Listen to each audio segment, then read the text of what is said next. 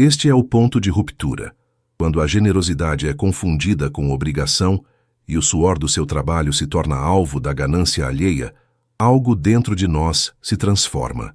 Nesta história, acompanhamos a jornada de uma mulher que foi o pilar silencioso de um lar, sustentando sonhos que não eram seus, até que o desrespeito de uma sogra controladora e a passividade de um marido a empurraram para o limite. É um relato sobre o despertar de uma força contida e a decisão definitiva de retomar as rédeas da própria vida, custe o que custar. Antes de começarmos essa história incrível, não se esqueça de curtir o vídeo, se inscrever no canal e contar pra gente nos comentários de onde você está ouvindo essa história. O som do despertador às 5h40 da manhã não era apenas um ruído, era um lembrete metálico e estridente de que o mundo não parava para eu descansar. Eu me espreguicei entre os lençóis de 800 fios que eu mesma havia escolhido e pago, sentindo a textura macia contra a pele, um dos poucos luxos que me permitia.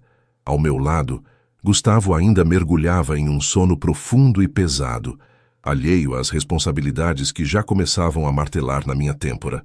O quarto, mergulhado na penumbra de uma manhã nublada em São Paulo, exalava aquele cheiro característico de chuva iminente, misturado ao odor suave do hidratante caro que eu passava todas as noites.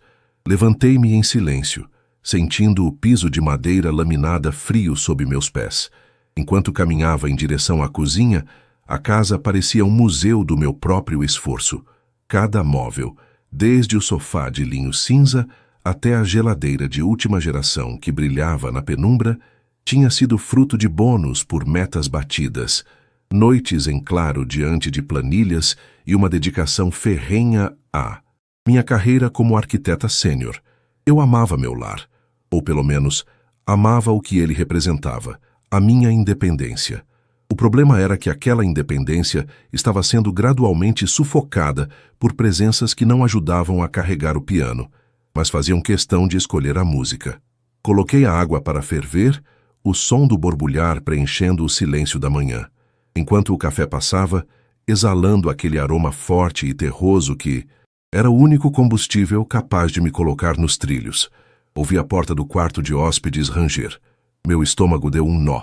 Dona Odete, minha sogra, já estava de pé. Ela não era uma visita de fim de semana. Ela havia se tornado uma sombra permanente nos últimos 3 meses, sob o pretexto de uma reforma interminável na casa dela no interior. Bom dia, Beatriz. Já de pé? A voz dela, aguda e levemente anasalada, cortou o ar como uma faca cega. Bom dia, Dona Odete. O trabalho não espera, respondi, tentando manter o tom neutro enquanto despejava o café na minha caneca favorita. Ela se aproximou da bancada de granito, passando o dedo sobre a superfície como se procurasse uma partícula de poeira para validar sua existência ali. Ela vestia um roupão de seda que, ironicamente, eu havia lhe dado de presente no último Natal.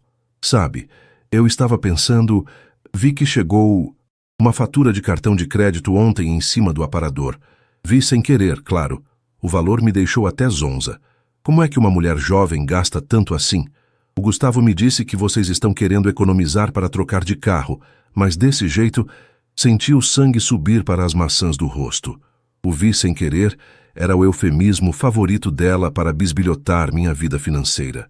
Respirei fundo, sentindo o vapor quente do café no rosto. Dona Odete, aquela fatura é referente aos meus gastos pessoais e às contas da casa que eu assumo integralmente. O Gustavo contribui com o que pode, mas a maior parte das despesas, inclusive o conforto que a senhora desfruta aqui, sai do meu salário. Ela soltou um risinho seco. Aquele tipo de riso que carrega um veneno implícito. Ora, mas o dinheiro de um casal não deveria ser uma coisa só? Meu falecido marido, Deus o tenha, nunca deixou que eu me preocupasse com essas coisas, mas ele também nunca admitiria que eu gastasse mais do que ele ganhava. Fica parecendo que você quer ser o homem da casa, Beatriz. E o meu filho, coitado, fica ali, sendo eclipsado por essa sua mania de grandeza. Se você ganha tão bem, por que não passa uma parte para ele administrar? Ele tem mais cabeça para investimentos, sabe como é o juízo de homem. O silêncio que se seguiu foi denso. Eu conseguia ouvir o barulho do trânsito começando a aumentar lá fora, na Marginal Pinheiros, um rugido constante que parecia ecoar a turbulência dentro do meu peito. Eu trabalhava 12 horas por dia, lidava com mestres de obras difíceis, prazos apertados e clientes exigentes para ouvir que meu dinheiro deveria ser administrado por um homem que, embora eu amasse, mal conseguia organizar a própria agenda de reuniões na agência de publicidade onde trabalhava. Nesse momento, Gustavo apareceu na cozinha, ainda com o cabelo bagunçado e os olhos inchados de sono. Ele percebeu a tensão no ar imediatamente. "Já estão batendo papo tão cedo?" ele perguntou, tentando forçar uma leveza que não existia, enquanto se servia de café. "Sua esposa estava me explicando como ela gasta o dinheiro dela, Gustavo. Eu só estava dando um conselho de mãe, mas parece que hoje em dia ninguém aceita mais experiência", disse Odete, fazendo aquele beicinho de vítima que ela dominava com maestria. Olhei para Gustavo, esperando que ele dissesse algo. Esperando que ele lembrasse a mãe que eu pagava o aluguel, o condomínio, o plano de saúde dela que ele havia incluído no nosso orçamento por um tempinho e todas as compras de mercado. Mas ele apenas deu um gole no café e deu de ombros. "Ah, mãe, a Bia é decidida com as coisas dela. Deixa isso pra lá." A passividade dele me atingiu como um soco.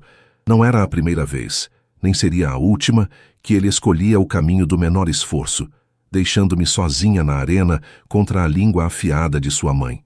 "Decidida é uma palavra generosa, filho. Eu diria prepotente. Outro dia vi que ela comprou aqueles sapatos caros, enquanto você continua com o mesmo celular de 2 anos atrás. Acho uma falta de companheirismo. Se ela ganha tanto, o mínimo seria equilibrar as coisas para o marido não passar figura de menos preterido." Minha mão tremeu levemente ao pousar a caneca na bancada. O barulho do porcelanato batendo na pedra soou como um tiro de largada. Eu não ia mais engolir aquilo. Não na minha cozinha, não antes do meu primeiro turno de trabalho. Virei-me para Gustavo, ignorando a presença de Odete por um segundo, fixando meus olhos nos dele. Ele desviou o olhar, fingindo estar interessado no rótulo do adoçante. "Gustavo, olha para mim", eu disse, com a voz baixa, mas carregada de uma autoridade que o fez erguer a cabeça. "Eu vou dizer isso uma única vez na frente da sua mãe, para que não restem dúvidas. O meu salário é fruto do meu intelecto, do meu cansaço e das minhas horas de vida que eu nunca vou recuperar. Ele não é uma propriedade comunitária para ser distribuída conforme os caprichos de quem não faz ideia do que é um cronograma de obra." Odete abriu a boca para protestar, mas eu levantei a mão, silenciando-a. "E você, Gustavo, escute bem. Mais uma palavra da sua mãe sobre o meu salário, sobre como eu gasto o meu dinheiro, ou sobre quem manda nesta casa, e acabam as conversas educadas. Eu mesma explicarei a ela, com todos os extratos bancários na mesa, qual é o lugar dela e por quê. O meu dinheiro não é e nunca será propriedade dela ou um fundo de assistência para a passividade alheia.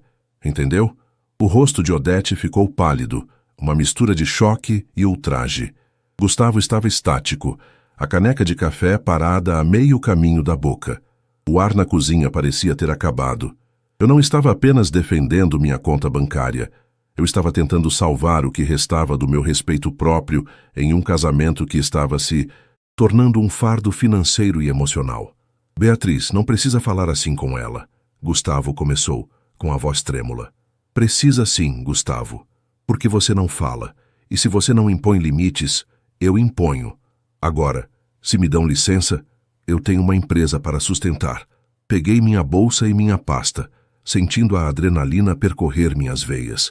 Saí do apartamento sem olhar para trás, mas enquanto esperava o elevador, meu coração martelava contra as costelas. Eu sabia que aquela manhã tinha sido o início de uma guerra fria, e que as paredes daquele apartamento, que eu tanto lutei para conquistar, talvez não fossem mais suficientes para nos abrigar a todos. O conflito estava armado, e a vingança, embora eu ainda não soubesse, começaria com o fechamento sistemático de cada torneira que alimentava a ingratidão deles. O trajeto até o escritório, que normalmente durava 40 minutos, pareceu uma eternidade sob o céu cinzento de São Paulo. O para-brisa do carro lutava contra uma garoa fina e persistente, aquela terra da garoa, que agora parecia apenas um reflexo da minha alma nublada. Liguei o rádio para abafar o barulho dos meus próprios pensamentos, mas as notícias sobre a economia e a inflação só me faziam pensar no quanto eu estava trabalhando para sustentar 3 adultos e uma casa que parecia cada vez menos um refúgio. O cheiro de couro novo do carro, um SUV que eu havia comprado no ano passado, costumava me dar orgulho. Hoje, ele apenas me lembrava do quanto eu tinha que ralar para manter aquele padrão, enquanto Gustavo se acomodava no banco do passageiro da vida. Ao chegar no escritório de arquitetura na Vila Olímpia, o ambiente era o oposto do caos silencioso do meu apartamento. O som de teclados clicando, que o aroma de café expresso de alta qualidade e o zumbido suave do ar-condicionado central me trouxeram um alívio momentâneo.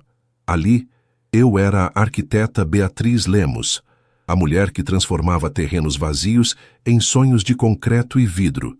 Ali, as pessoas me ouviam. Ali, meu valor era medido em competência, não enquanto eu podia dividir com quem não produzia. Sentei-me à minha mesa, uma peça de design minimalista que eu mesma projetei, e abri meu laptop. Meus olhos ardiam um pouco. Eu mal tinha dormido pensando na discussão da manhã. Abri o sistema de monitoramento financeiro da minha conta pessoal, algo que eu costumava fazer apenas uma vez por semana, mas hoje uma intuição incômoda me cutucava as costelas. Comecei a rolar os extratos. Condomínio, pago. IPTU, pago. Escola de inglês do meu afilhado, pago. E então, comecei a notar os pequenos vazamentos. Uma compra em uma loja de materiais de construção no interior, no valor de R$700. Outra de 1.200 em uma boutique de decoração. E mais uma, em um restaurante de carnes nobres em Moema, numa quarta-feira em que eu cheguei tarde e comi um sanduíche frio. Senti um frio subir pela espinha. Eu tinha dado a Gustavo um cartão adicional para emergências domésticas e gastos compartilhados. O acordo era claro. Ele usaria para o que fosse da casa e, se precisasse de algo pessoal de maior valor, conversaria comigo. Mas ali, nos últimos 30 dias, havia um rastro de gastos que não eram meus e certamente não eram para a nossa casa. O telefone vibrou sobre a mesa. Era uma mensagem de Gustavo no WhatsApp. Bia, minha mãe ficou muito chateada com o jeito que você falou. Ela passou a manhã chorando. Acho que você passou do ponto. Ela é uma senhora. Merece respeito, independentemente de quem paga as contas. Vamos conversar com calma à noite? Respirei fundo, sentindo a raiva borbulhar como lava. Passou do ponto, a expressão clássica de quem quer invalidar a reação de uma mulher ao desrespeito sofrido. Digitei a resposta com os dedos firmes. Gustavo, respeito se conquista, não se impõe por idade, especialmente quando a pessoa se sente no direito de gerir a vida financeira alheia. E, sobre conversar à noite, reserve um tempo, porque eu acabei de ver o extrato do cartão adicional. Espero que você tenha as notas fiscais de tudo o que foi comprado naquelas lojas de decoração e construção. A visualização foi imediata, mas a resposta não veio. O digitando apareceu e sumiu várias vezes, até que o celular silenciou. Aquilo era o golpe final. Ele estava usando o meu dinheiro para financiar a tal reforma da casa de Dona Odete, a mesma reforma que ela usava como desculpa para morar de graça sob o meu teto e criticar o meu estilo de vida. A ingratidão não tinha apenas voz. Ela tinha um custo financeiro direto que eu estava subsidiando. O resto do dia foi um borrão de reuniões e revisões de projetos. Visitei uma obra no Morumbi à tarde. O cheiro de cimento fresco e o barulho das betoneiras costumavam me acalmar, mas hoje, cada atraso de fornecedor me deixava mais irritada. Eu via os operários trabalhando duro sob o sol entre nuvens e pensava na dignidade daquele esforço. Eles sabiam o valor de cada centavo. Por que o homem com quem eu me casei parecia ter esquecido isso? Lembrei-me do início do nosso namoro, 7 anos atrás. Gustavo era um publicitário brilhante, cheio de ideias e energia. Ele me apoiava quando eu era apenas uma assistente júnior, mas, com o tempo, ele estagnou. A agência onde ele trabalhava passou por cortes. O salário dele congelou. E em vez de lutar por algo novo, ele se acomodou no conforto que o meu sucesso crescente proporcionava. O que começou como uma parceria se tornou uma relação de provedora e dependente. E a chegada de Dona Odete apenas oficializou essa dinâmica tóxica. Saí do escritório às 7 da noite. O trânsito estava um caos, típico de um final de dia chuvoso.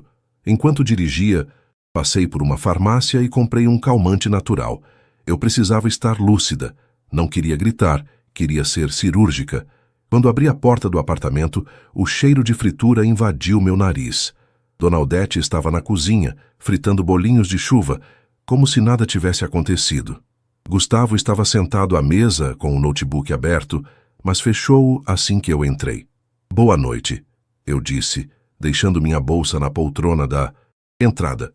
Meu tom era gélido. Oi, Bia. Fiz bolinhos. Você quer? Estão quentinhos, do jeito que o Gustavo gosta, disse Dona Odete, sem olhar nos meus olhos, com um tom de voz excessivamente doce e falso. Não, obrigada. Eu vim para conversar, não para comer. Gustavo, podemos ir para o escritório? Perguntei, apontando para o cômodo que eu usava como home office. Ah, Beatriz, por que tanto mistério?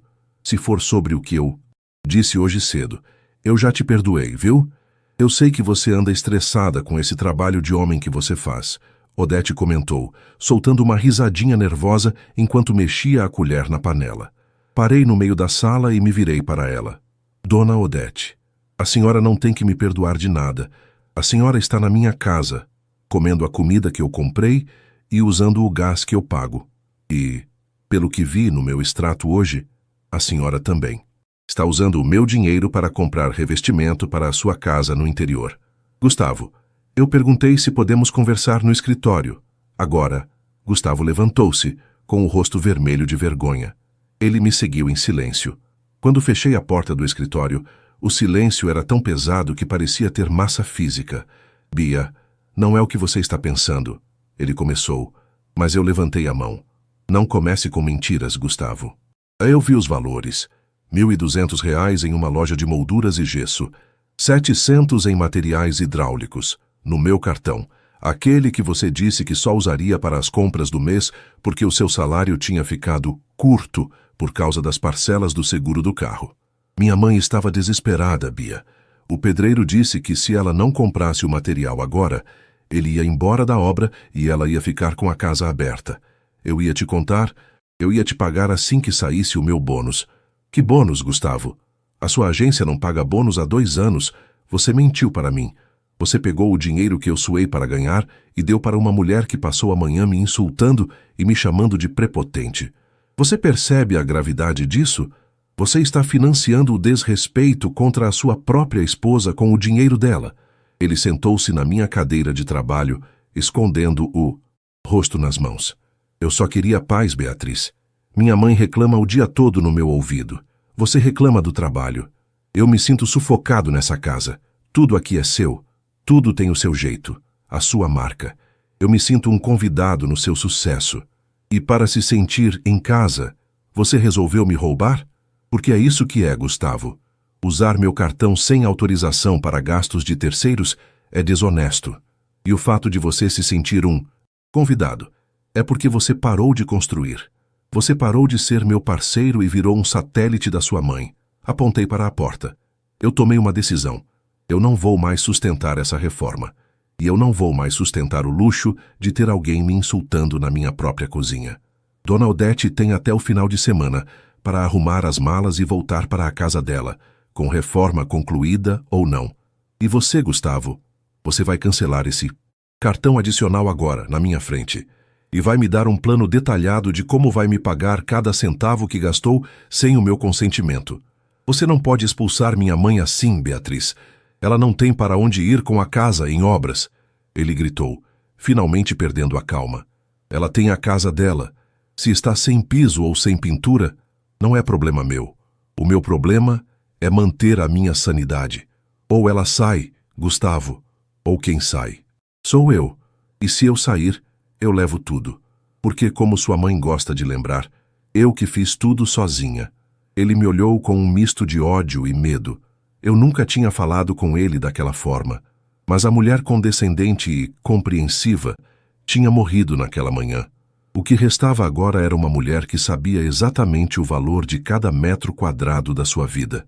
O silêncio que se instalou no apartamento após a minha conversa com Gustavo no escritório não era de paz, mas de uma tensão elétrica que parecia fazer o ar vibrar. Era aquele tipo de silêncio que precede as grandes tempestades, onde cada passo no corredor soava como uma provocação e cada porta fechada era um manifesto de guerra. Naquela noite, eu não consegui dormir. O lado da cama onde Gustavo se deitou parecia estar a quilômetros de distância, embora eu pudesse sentir o calor do seu corpo e ouvir sua respiração, pesada, forçada, de quem também estava desperto, remoendo a humilhação de ter sido confrontado com a própria desonestidade. O cheiro do amaciante caro nos lençóis, que costumava me trazer uma sensação de ordem e conforto, agora parecia sufocante. Eu olhava para o teto, onde a luz fraca dos postes da rua se filtrava pelas persianas, criando sombras que pareciam se mover. Eu me perguntava em que momento eu tinha deixado de ser a esposa de Gustavo para me tornar o caixa eletrônico dele e o alvo preferencial de sua mãe. A verdade era amarga.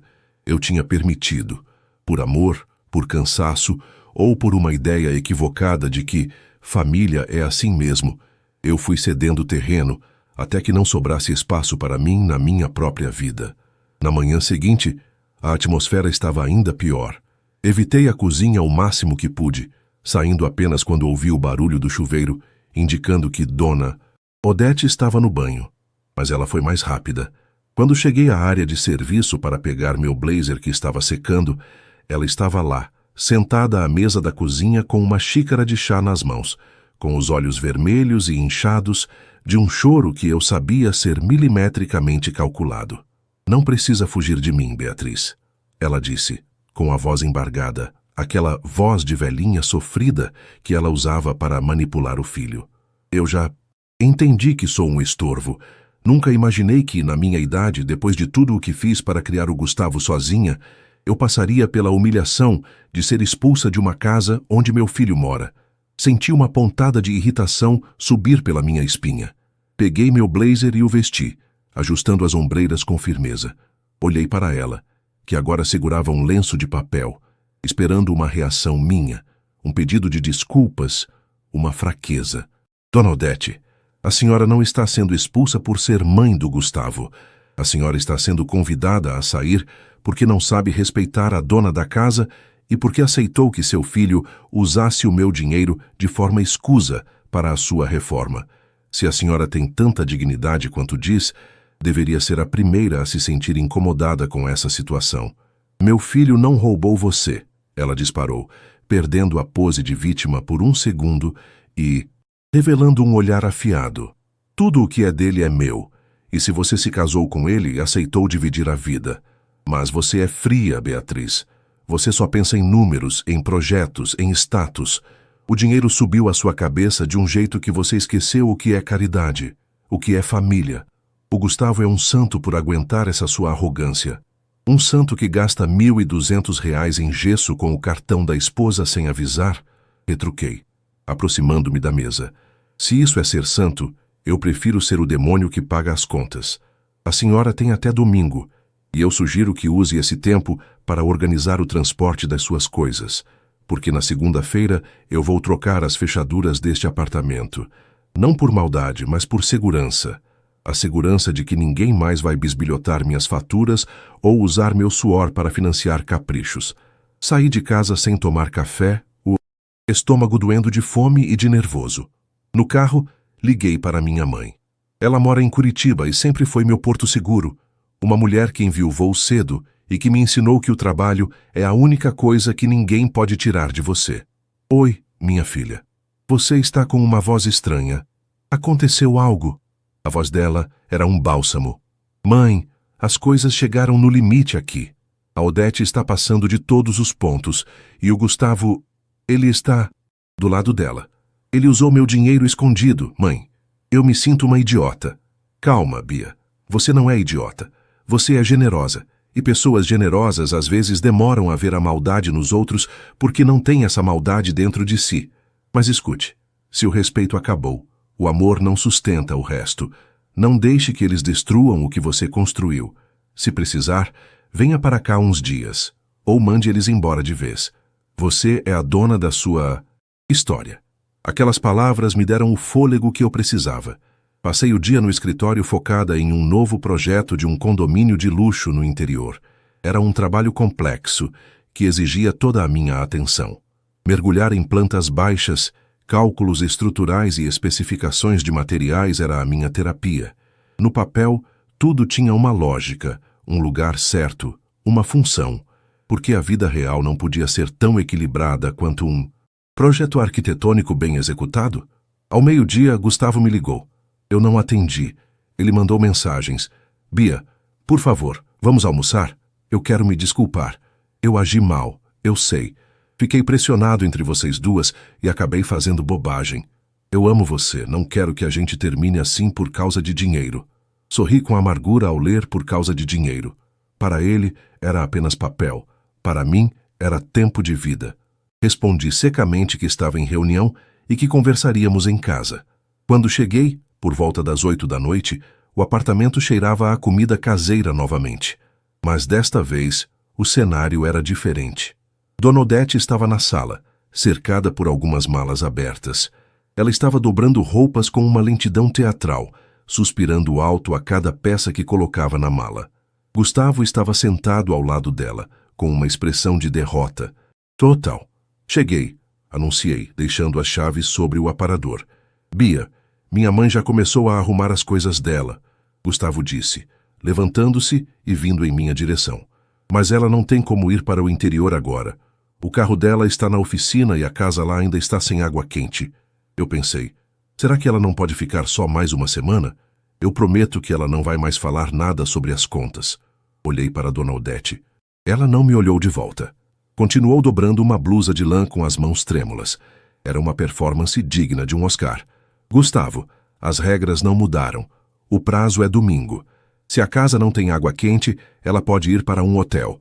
Com o dinheiro que vocês economizaram no gesso, dá para pagar algumas diárias em um bom lugar em Moema.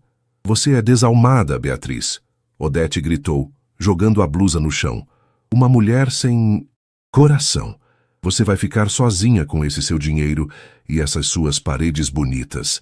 Ninguém vai te amar de verdade, porque você não sabe o que é sacrifício. Sacrifício eu faço todos os dias quando acordo às 5 da manhã para manter esse luxo todo, Dona Odete. Minha voz subiu de tom, a paciência se esgotando. Sacrifício é aguentar seus insultos na minha cara enquanto eu pago os seus remédios e a sua comida. O que a senhora faz, não. É sacrifício, é parasitismo. Gustavo tentou intervir, segurando meu braço, mas eu me soltei com brusquidão. E você, Gustavo, se quer tanto que ela fique, pode ir com ela. A porta está aberta para os dois. Eu não vou mais aceitar ser desrespeitada sob o meu próprio teto. Escolha. Ou você me ajuda a fechar essas malas e levar sua mãe para onde ela quiser no domingo, ou você faz as suas malas também. O silêncio que se seguiu foi quebrado apenas pelo soluço alto e dramático de Dona Odete. Gustavo olhou para mim, depois para a mãe, e viu o momento exato em que a covardia venceu a razão nos olhos dele. Ele não disse nada. Apenas sentou-se novamente ao lado dela e começou a confortá-la, como se eu fosse a vilã de um filme de terror. Naquele instante, eu entendi. A vingança que eu estava planejando não seria apenas tirar a mãe dele de casa. Seria tirar de ambos o acesso à vida que eu proporcionava. Eles achavam que o meu dinheiro era um recurso natural inesgotável, como o ar. Pois bem, eu ia mostrar a eles como era viver no vácuo. Fui para o quarto, fechei a porta e comecei a fazer algo que deveria ter feito há muito tempo. Abri o aplicativo do banco e comecei a transferir todos os meus investimentos para uma conta que Gustavo não tinha acesso, nem como dependente, nem como beneficiário. Cancelei todos os cartões adicionais e mudei a senha do Wi-Fi. Se eles queriam viver como uma família unida contra mim, que o fizessem com os próprios recursos. A guerra estava apenas começando, e eu estava pronta para ser a general da minha própria libertação. A sexta-feira amanheceu com um silêncio sepulcral que chegava a zumbir nos meus ouvidos. No meu quarto, o ar-condicionado mantinha uma temperatura constante de 22 graus. Mas o clima entre os lençóis era glacial. Gustavo havia passado a noite no sofá, ou talvez no quarto de hóspedes com a mãe. Eu não saí para conferir. Acordei antes do sol, mas não para trabalhar imediatamente. Fiquei sentada na cama, observando o reflexo da cidade que começava a piscar lá fora. Eu sentia uma estranha mistura de náusea e alívio. Era como se eu estivesse amputando um membro gangrenado. Doía absurdamente, mas eu sabia que era a única forma de sobreviver. A primeira baixa da minha guerra financeira aconteceu às 7 da manhã. Ouvi o barulho abafado de Gustavo tentando se conectar à TV da sala. Em seguida, o som de passos rápidos e o clique irritado do controle remoto. Ele tentou o celular. Silêncio. Eu havia mudado a senha do Wi-Fi para algo que só eu sabia, uma combinação de números que remetia à data em que abri meu próprio escritório. Pode parecer infantil, mas em um mundo digital, tirar a conexão é como cortar o oxigênio de quem vive de aparências. Fui para a cozinha preparar meu café. O cheiro do grão moído na hora, um blend especial que eu comprava em uma torrefação artesanal em Pinheiros, preencheu o ambiente. Dona Odete já estava lá, sentada à mesa com um semblante de mártir, olhando para uma torrada seca. O Wi-Fi parou de funcionar. Gustavo disse, entrando na cozinha com o rosto vincado de sono e irritação. Eu tenho uma reunião por vídeo daqui a pouco, Bia. Que palhaçada é essa? Não é palhaçada, Gustavo. É gestão de recursos. Respondi calmamente, soprando a fumaça da minha caneca. O plano de internet está no meu nome e é pago com o meu dinheiro. Como vocês decidiram que eu sou prepotente e arrogante se por causa do meu salário, achei que seria mais coerente se vocês não usufruíssem dos frutos dessa arrogância. Quer internet? O 4G do seu celular deve funcionar. Ou você pode contratar um plano próprio. Você está sendo ridícula. Ele explodiu, batendo a mão na bancada. Eu trabalho com publicidade. Eu preciso de conexão. Como você quer que eu ganhe dinheiro para te pagar o que eu devo, se você me sabota? Use o bônus que você disse que ia receber. Retruquei, sustentando o olhar dele. Ou peça para a sua mãe vender uma daquelas molduras de gesso que eu paguei. Dona Odete soltou um suspiro longo, daqueles que vêm do fundo da alma. Veja só, meu filho, o nível a que chegamos. Tratar o próprio marido como um inquilino indesejado.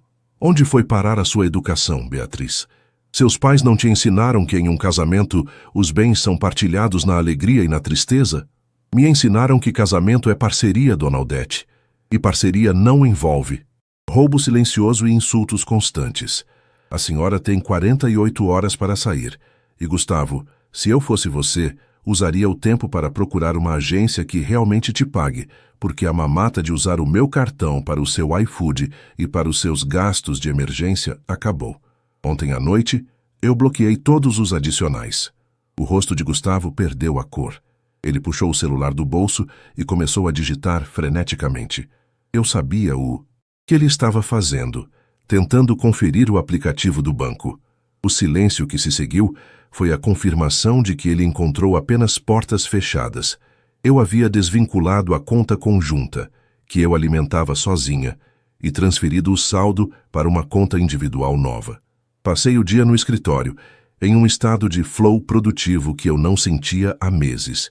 Sem as mensagens passivo-agressivas de Odete, reclamando da empregada, ou os pedidos de Pix-As de Gustavo para coisas banais, minha mente estava limpa. No almoço, sentei-me em um restaurante japonês discreto perto da Faria Lima. Enquanto saboreava o sashimi fresco, observei as pessoas ao redor. Casais rindo, executivos discutindo contratos. Eu me perguntei quantos daqueles relacionamentos eram baseados em uma dependência financeira disfarçada de amor. A vingança, percebi, não era sobre fazer eles sofrerem fisicamente. Era sobre deixá-los enfrentar a realidade da vida que eles não podiam bancar. No final da tarde, recebi uma notificação do sistema de segurança do meu apartamento. O sensor da porta de entrada havia sido acionado várias vezes. Liguei para a portaria. Seu José, tudo bem? É a Beatriz do 142. Aconteceu algo? Ah, dona Beatriz, boa tarde. O seu Gustavo tentou liberar a entrada de um pessoal de uma transportadora. Mas como? A senhora deixou o aviso de que qualquer retirada de móveis precisava da sua autorização por escrito. Eu tive que barrar. Ele ficou uma fera, viu? A dona Odete até chorou aqui no saguão. Você fez certo, seu José. Mantenha o protocolo. Nada sai daquele apartamento sem que eu esteja presente. Obrigada. Eles estavam tentando tirar os móveis que eu comprei. Provavelmente para mobiliar a casa de Odete no interior ou para vender e conseguir. Dinheiro rápido. A audácia deles não tinha limites. A ingratidão tinha evoluído para uma tentativa de saque. Cheguei em casa às 9 da noite, preparada para o confronto final do dia. O apartamento estava escuro, exceto pela luz da cozinha. Encontrei Gustavo sentado no chão da sala, cercado por caixas de papelão vazias. Ele parecia menor, menos imponente. Você ligou para a portaria, ele disse com a voz rouca. Você me humilhou na frente do seu José. Eu protegi o meu patrimônio, Gustavo. Você tentou levar o buffet da sala e a poltrona de leitura, peças que eu paguei, peças que não pertencem à sua mãe. Ela precisa de móveis, Beatriz. A casa dela está vazia. Você tem tanto, o que custava deixar ela levar algumas coisas que você nem usa mais? Custa o respeito pelo meu trabalho. Se ela quer móveis, que compre, ou que você compre para ela. Mas não com o meu dinheiro, nem com os meus pertences. Amanhã é sábado. Eu vou estar em casa o dia todo, e eu vou supervisionar cada peça de roupa que sair por aquela porta. Dona Odete apareceu no corredor, vestida para dormir, mas com uma expressão de ódio puro. Você vai queimar no inferno, Beatriz. A sua soberba vai ser a sua queda. Você acha que é poderosa porque tem uma conta bancária gorda, mas você é pobre de espírito. O Gustavo vai achar uma mulher de verdade que saiba o valor de um lar e não apenas o valor de um boleto. Se essa mulher de verdade estiver disposta a sustentar ele e a senhora, eu desejo toda a felicidade do mundo ao novo casal. Respondi, com um sorriso gélido que a fez recuar um passo. Agora, se me dão licença, eu vou dormir no meu quarto, que eu pago, sozinha. Tranquei a porta do quarto e encostei a cabeça na madeira. Meu coração estava disparado. Eu não era uma pessoa vingativa por natureza, mas a sensação de retomar o controle era inebriante. Eu estava limpando a minha vida, centímetro por centímetro. O cheiro de lavanda do meu difusor de ambientes parecia mais forte naquela noite, como se estivesse purificando o ar carregado de ressentimento. Amanhã seria o último dia deles ali. Eu sentia que uma era estava terminando, e embora o futuro parecesse solitário, ele finalmente cheirava a liberdade.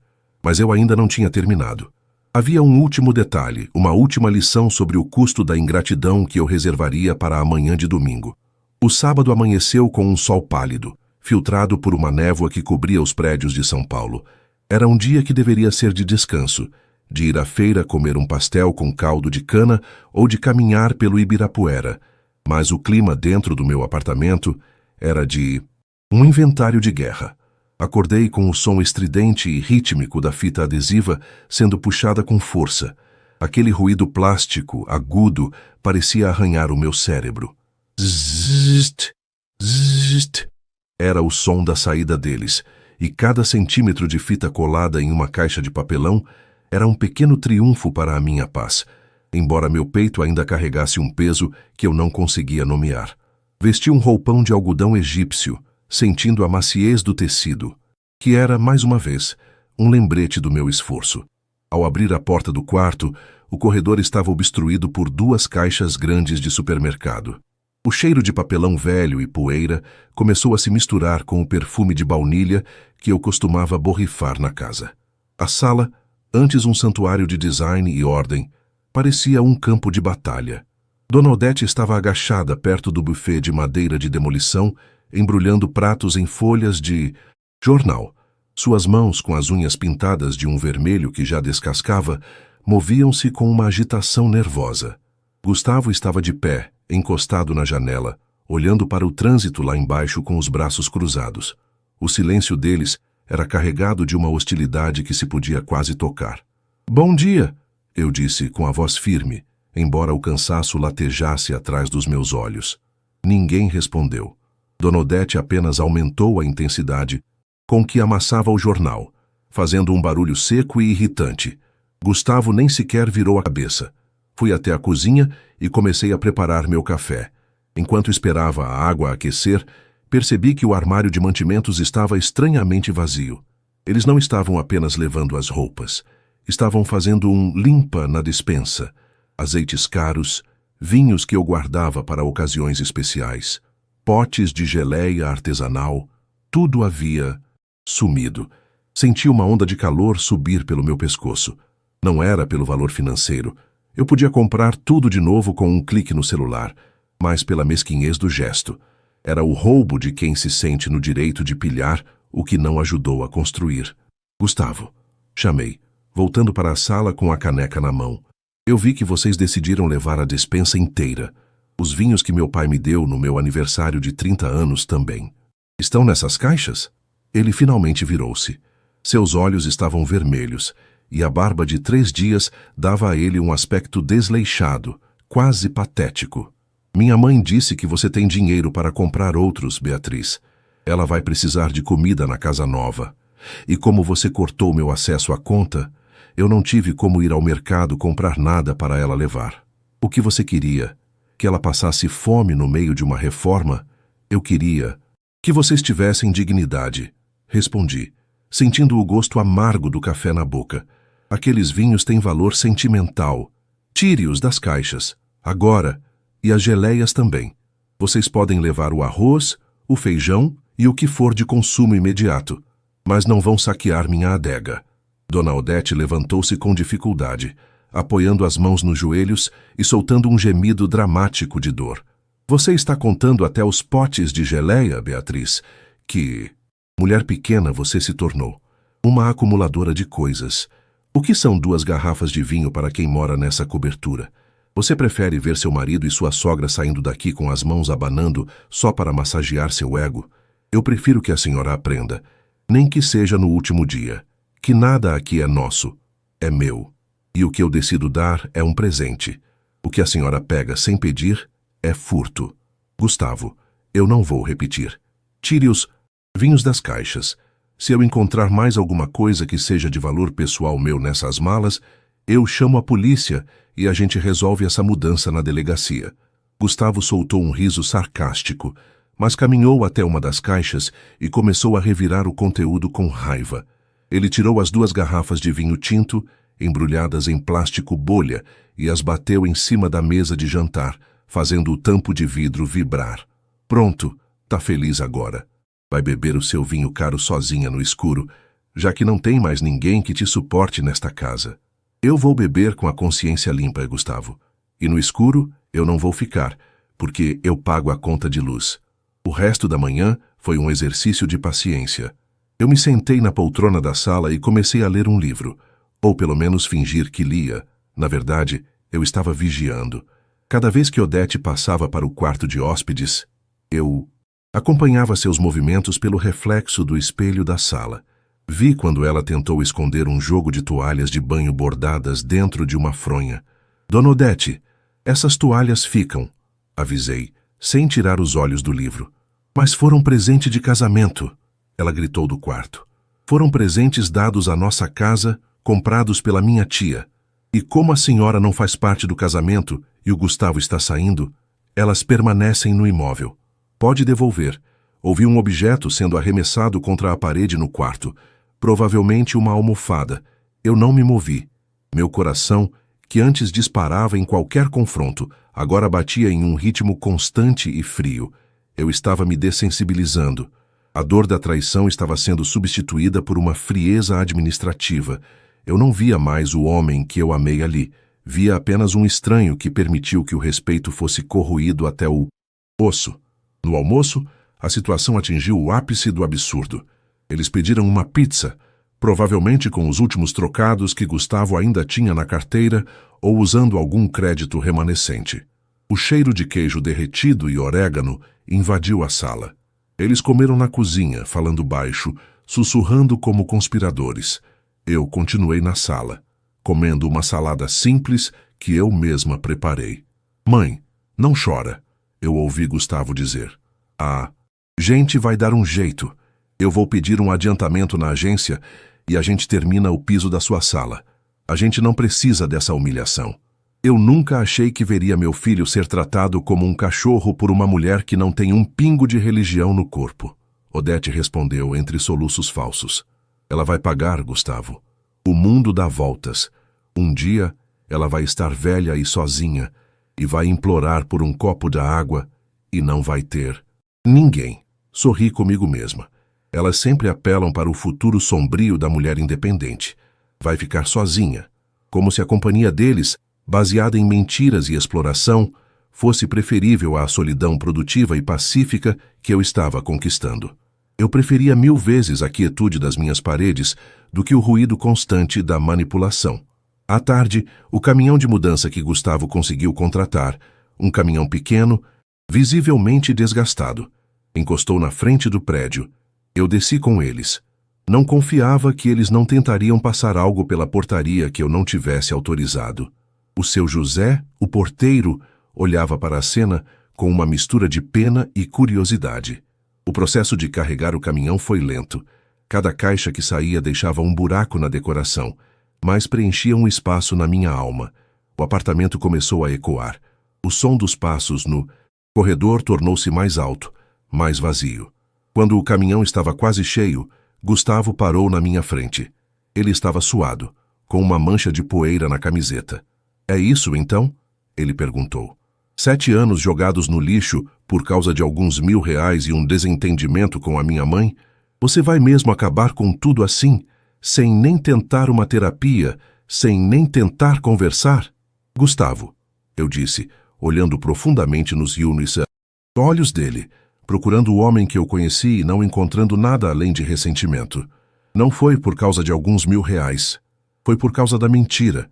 Foi por causa de cada vez que você ouviu sua mãe me insultar e ficou calado para não perder o conforto. Você não quer salvar o casamento. Você quer salvar o seu estilo de vida patrocinado por mim. E isso, meu caro, não tem terapia que resolva. Dona Odete apareceu na porta do prédio, carregando uma última bolsa de mão. Ela me olhou com um desprezo profundo. Vamos, Gustavo, não gaste suas palavras com quem não tem alma. Que o seu dinheiro te faça companhia, Beatriz, porque é só isso que você vai ter. Eles entraram no caminhão. Gustavo no banco do passageiro, Odete no meio. O motor diesel rugiu, soltando uma fumaça preta que se dissipou rapidamente no ar da tarde. Eu fiquei ali, na calçada, observando. O caminhão se afastara em direção à rodovia que os levaria para o interior. Senti uma gota de chuva no rosto. Depois outra. A garoa de São Paulo estava de volta. Subi para o meu apartamento. Ao abrir a porta, o silêncio me abraçou. Não havia mais o som da TV alta. Não havia mais o cheiro de fritura. Não havia mais o zumbido da fita adesiva. Caminhei até a cozinha. Peguei uma das garrafas de vinho que eu recuperei e abri. O som da rolha. Saindo foi o acorde final daquela sinfonia de desmonte. Servi uma taça e fui para a varanda.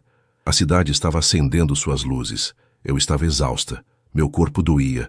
Mas pela primeira vez em meses, eu conseguia respirar fundo sem sentir que o ar pertencia a outra pessoa. A vingança não foi um ato de violência. Foi o ato de fechar a porta. Mas eu sabia que o domingo ainda reservaria o silêncio do pós-guerra. E eu precisava decidir o que fazer com os restos do que ficou para trás. O domingo amanheceu com um silêncio que não era apenas a ausência de ruído, mas uma presença física, densa e fria, que parecia ter preenchido cada fresta deixada pelos móveis que não estavam mais lá. Acordei e, por um breve segundo, esqueci que o lado esquerdo da cama estava vazio.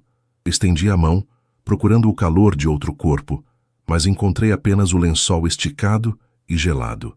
O sol de domingo, aquele sol preguiçoso que costuma convidar para um café prolongado, entrava pelas frestas da persiana, revelando uma camada de poeira que eu não tinha notado antes. A poeira da mudança. A poeira de uma vida que foi desmontada à força. Levantei-me e caminhei descalça pelo corredor. O som dos meus próprios passos ecoava nas paredes nuas, um tec-tec, rítmico, que acentuava a vacuidade do lugar. O quarto de hóspedes, onde Dona Odete reinou por meses, estava com a porta escancarada. O cheiro de lavanda artificial e remédios antigos ainda pairava no ar, um fantasma olfativo da sua presença opressora. A cama de solteiro estava desfeita, e no chão, restos de papel de bala e um cabide de plástico quebrado eram os únicos vestígios de que alguém morou ali. Senti uma vontade súbita de abrir todas as janelas. Queria que o vento de São Paulo, mesmo carregado de poluição, me levasse embora aquele ranço de amargura. Enquanto abria a varanda, meu celular vibrou sobre a bancada da cozinha. Coração acelerado, olhei para a tela. Era uma mensagem de Gustavo. Beatriz, chegamos. Minha mãe está exausta e chorando sem parar. A casa está um caos, cheia de poeira e sem o piso da cozinha, como você bem sabe. Parabéns. Você conseguiu o que queria. Nos humilhar até o último segundo. Só quero que saiba que eu fiz tudo sozinho aqui para descarregar o caminhão, porque ela mal consegue ficar em pé de tanta tristeza. Ingratos, é isso que somos para você, não é? Pois bem, nós fomos embora. Mãe pediu para avisar. Me ligue quando você estiver mais calma e pronta para pedir perdão por essa crueldade. Por enquanto, não nos procure. Reli a mensagem 3 vezes. Ingratos. A palavra saltava da tela como um insulto irônico. Nós fomos embora. Como se a partida tivesse sido uma decisão heróica de quem não suportava mais o de abuso, e não uma expulsão merecida por desonestidade. A inversão de valores de Gustavo era quase fascinante em sua patologia. Ele realmente acreditava que eu era a vilã por não querer sustentar o desrespeito. Bloqueei a tela com um clique seco. Não haveria ligação. Não haveria pedido de perdão. Decidi fazer um inventário detalhado. Precisava saber o tamanho real do estrago antes de seguir em frente. Fui até o meu escritório doméstico. Para minha surpresa, a porta que eu mantinha trancada estava encostada. Senti um frio na espinha. Entrei e vi que meus arquivos haviam sido mexidos. Pastas de projetos antigos estavam espalhadas pelo chão. Mas o que me fez perder o fôlego foi olhar para a prateleira superior. Uma pequena caixa de madeira laqueada, que pertencia à minha avó, havia sumido. Dentro dela, não havia joias de diamante ou barras de ouro, mas algo muito mais valioso para mim. O relógio de bolso do meu avô e um par de brincos de pérola que usei na minha formatura. Eram as únicas coisas que eu não tinha comprado com o meu salário. Eram heranças, pedaços da minha história que não tinham preço. A fúria, que eu achava ter domado na noite anterior, voltou com uma intensidade avassaladora. Aquilo não era apenas mesquinhez, era um roubo sentimental. Dona Odete deve ter pego a chave reserva que Gustavo mantinha em algum lugar e aproveitado os momentos em que eu estava no banho ou no trabalho para pilhar o que pudesse. Peguei o telefone para ligar para Gustavo, mas parei com o dedo sobre o número. Não, ligar para ele era dar a eles o que queriam. Drama, atenção, a chance de negarem e se fazerem de vítimas novamente. Eu não vi nada, ele diria. Ou minha mãe nunca faria isso. Ele juraria. Eu conhecia o roteiro. Em vez disso, liguei para um chaveiro de confiança que atendia emergências aos domingos. Seu Marcos? É a Beatriz Lemos. Preciso trocar as fechaduras do meu apartamento. Todas elas. E preciso que seja agora. Pago taxa de urgência. Enquanto esperava o chaveiro, comecei a faxina. Não chamei a diarista. Eu mesma queria esfregar aquele chão. Usei os produtos mais fortes que encontrei, sentindo o cheiro de cloro invadir meus pulmões, purificando as superfícies. Cada mancha que eu removia, cada canto que eu espanava, parecia tirar um pouco do peso que Odete e Gustavo haviam deixado. Eu limpava o rastro da ingratidão com água e sabão. O chaveiro chegou às 11 da manhã. O som das ferramentas trabalhando no metal da porta era música para os meus ouvidos. Clac, clac. Novas travas, novas chaves. Quando ele me entregou o molho de chaves prateadas e brilhantes, senti uma segurança física que há muito não experimentava. Agora, ninguém mais entrava sem o meu convite. Eu era, enfim, a única guardiã do meu templo. À tarde, sentei-me à mesa com meu laptop e abri o portal do Banco Central. Eu precisava verificar se Gustavo tinha aberto alguma conta em meu nome ou se havia algum empréstimo que eu desconhecia. Descobri que ele tinha tentado, 3 dias atrás, um financiamento para a reforma residencial usando o nosso endereço, mas o crédito foi negado porque ele não tinha comprovação de renda suficiente. Sorri amargamente. Ele estava tentando se afundar em dívidas em meu nome até o último minuto. A cada descoberta, a imagem do homem que eu amei se desintegrava um pouco mais. O Gustavo que me fazia rir nas noites de sexta-feira, o Gustavo que me trazia flores quando eu entregava um projeto difícil. Esse homem nunca existiu. Ele era uma projeção da minha carência, uma casca que ele usou enquanto o conforto lhe convinha. A verdadeira face de Gustavo era a passividade agressiva e o oportunismo barato. Preparei um almoço tardio, um risoto simples, com os poucos ingredientes que sobraram na despensa saqueada. Comi na varanda, observando o céu de São Paulo mudar de azul para um laranja melancólico. O silêncio da casa não me incomodava mais.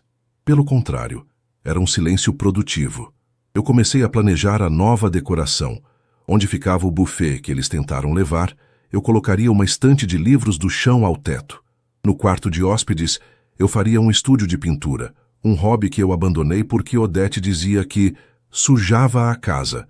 O sentimento de eu que fiz tudo sozinha não era mais um lamento, mas uma medalha. Se eu fiz tudo sozinha até agora, sob o peso de 2 parasitas, imagine o que eu seria capaz de fazer livre deles. No final do dia, recebi um e-mail do meu advogado.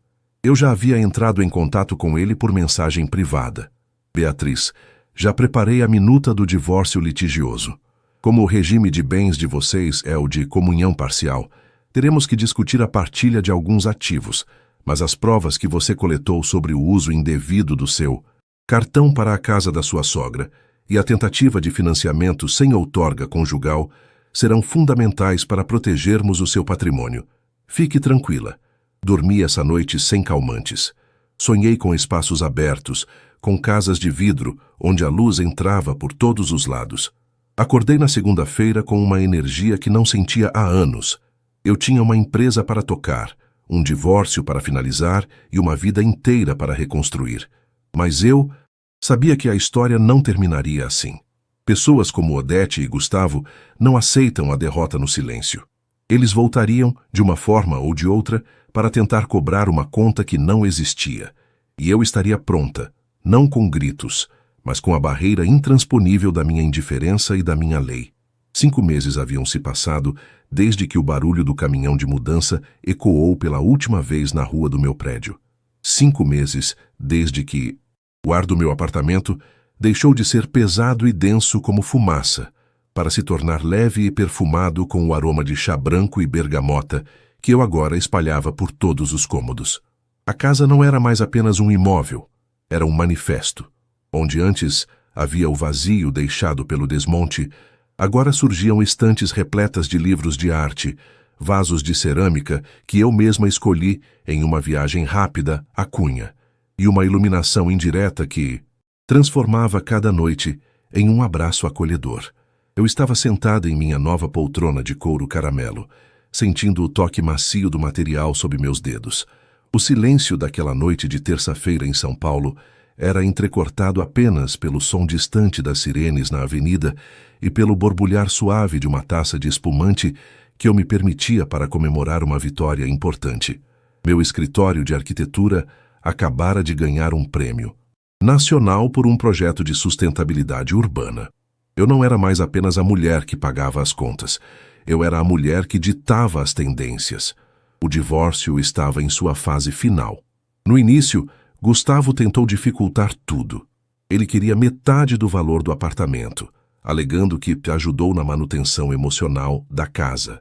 Meu advogado, Dr. Ricardo, um homem de cabelos grisalhos e paciência de monge, apenas sorria enquanto apresentava a montanha de extratos bancários que provavam que cada tijolo, cada reforma e até o plano de saúde da dona Odete haviam saído exclusivamente da minha conta. A justiça brasileira pode ser lenta, mas quando as provas são documentos fiscais e transferências bancárias unilaterais, o realismo se impõe sobre a vitimização. No meio daquela tarde, meu celular vibrou, um número desconhecido, mas com o DDD do interior. Atendi por curiosidade profissional. Beatriz, a voz era baixa, arrastada, quase irreconhecível. Era Gustavo. Senti um calafrio, mas não de medo. Era uma estranheza, como se um fantasma do passado estivesse tentando discar para o presente. Oi, Gustavo. O que você quer? Achei que o Dr. Ricardo tivesse deixado claro que todas as comunicações deveriam ser feitas através dos advogados. Eu sei, mas eu precisava falar com você. As coisas aqui estão difíceis, Bia. O telhado da casa da minha mãe cedeu na última chuva. O pedreiro sumiu com o último dinheiro que eu tinha guardado. Eu perdi o emprego na agência. O pessoal disse que eu andava desmotivado. Eu não tenho como terminar a obra e minha mãe está morando no que sobrou da sala. Ouvi o som de um suspiro do outro lado da linha.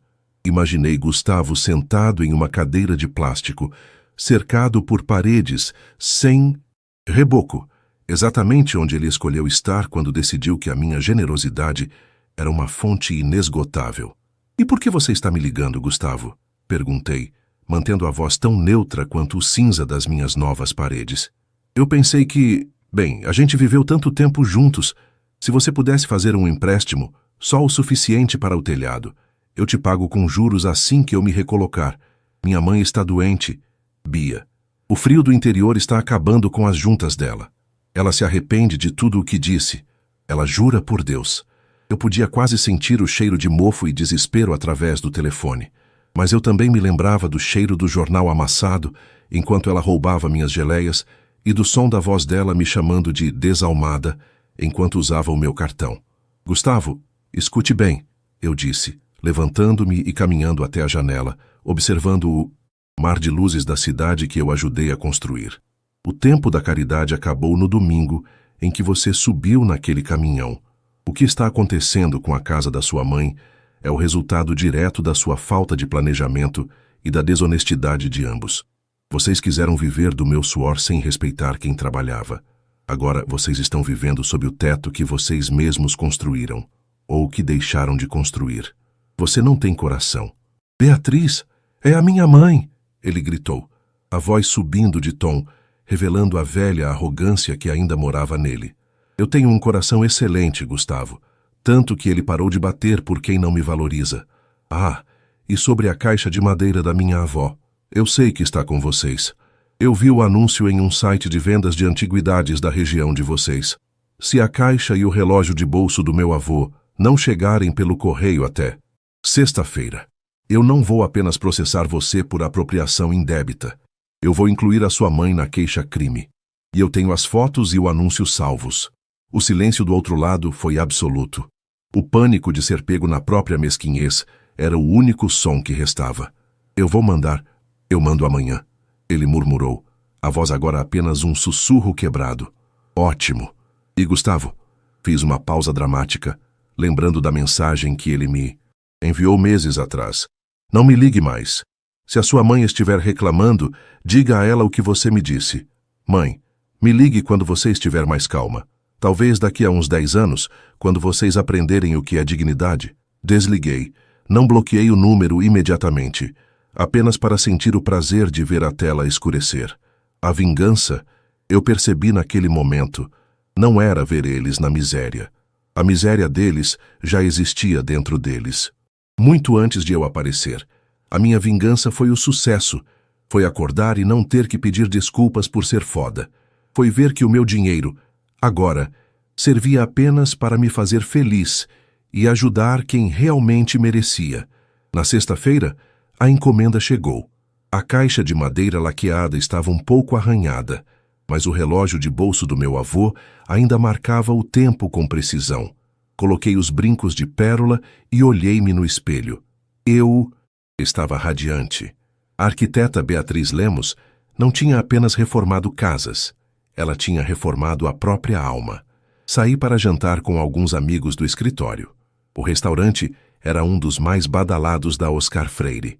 Enquanto subia os degraus de mármore, sentindo o clique firme do meu salto alto, lembrei-me daquela manhã na cozinha com Dona Odete.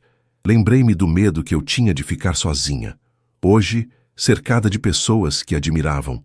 meu talento e minha força, eu percebi que a pior solidão não é estar desacompanhada, mas estar com pessoas que fazem você se sentir pequena para que elas se sintam grandes. Ergui minha taça de vinho em um brinde silencioso para mim mesma, eu que fiz tudo sozinha. E faria tudo de novo e exatamente do mesmo jeito, só para sentir o sabor doce e refrescante dessa liberdade que ninguém, absolutamente ninguém, pode me tirar. A história de Beatriz termina aqui, mas a vida dela está apenas começando.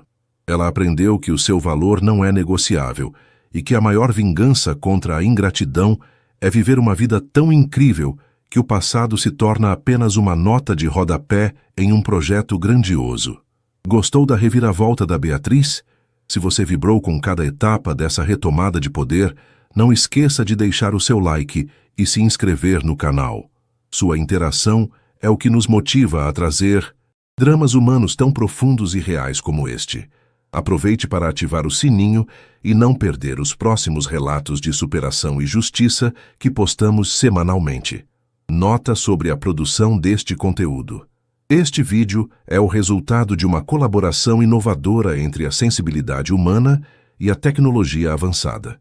A estrutura narrativa, os dilemas morais e a direção emocional desta história foram inteiramente guiados por uma equipe humana, enquanto a inteligência artificial foi utilizada como uma ferramenta poderosa para detalhar cenários, expandir diálogos e garantir uma experiência sensorial imersiva.